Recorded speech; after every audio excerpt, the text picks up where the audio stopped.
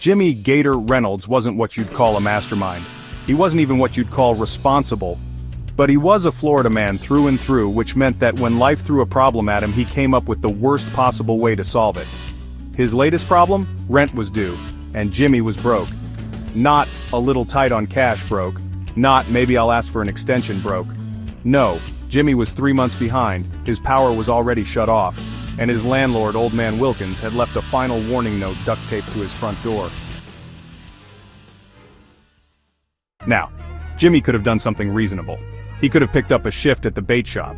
He could have borrowed from his cousin Ricky, who had a very successful import-export business, which was definitely not illegal. But Jimmy had another idea. See, he'd read an article on the internet that said gator skins were worth money.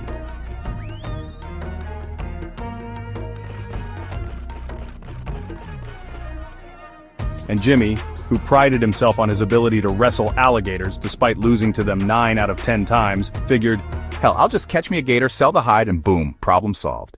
Step 1. The heist begins.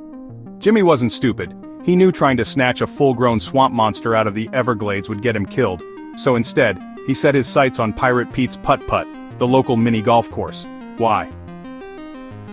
Because Pirate Pete's had a pond with 3 small gators, Snap, Crackle, and Pop. They were only about 3 feet long, raised in captivity, and, most importantly, guarded by nothing more than a waist-high fence and a sleepy teenager named Kyle, who spent most of his shift vaping behind the arcade. At exactly 9:45 p.m., Jimmy put on his heist gear, which was just a pair of jean shorts and a NASCAR hoodie, and hopped the fence. Wading into the pond, he scanned his options. Pop was too small, Crackle looked too bitey. But Snap? Snap was perfect. Big enough to be worth something, but small enough that Jimmy figured he could probably take him in a fight. Jimmy lunged. Snap reacted. Chaos ensued. Snap, it turned out, had zero interest in being kidnapped. He thrashed, he spun, he latched onto Jimmy's forearm like a rabid chihuahua.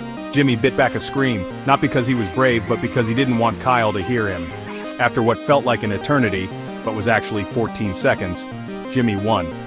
He wrestled the gator's mouth shut, wrapped it in duct tape, and triumphantly stuffed it into a stolen public shopping bag. Step 2. The Great Escape. Jimmy ran.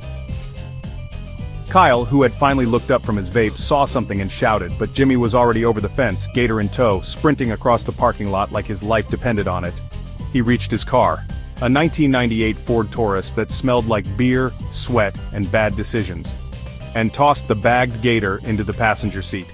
All right, buddy, you're my ticket to rent money. Snap, furious at this arrangement, let out a muffled hiss. Jimmy ignored it. He was feeling good. He had a plan. He'd heard from a guy who knew a guy that there was a black market for gator hides somewhere in the back room of a bait shop down in Okeechobee.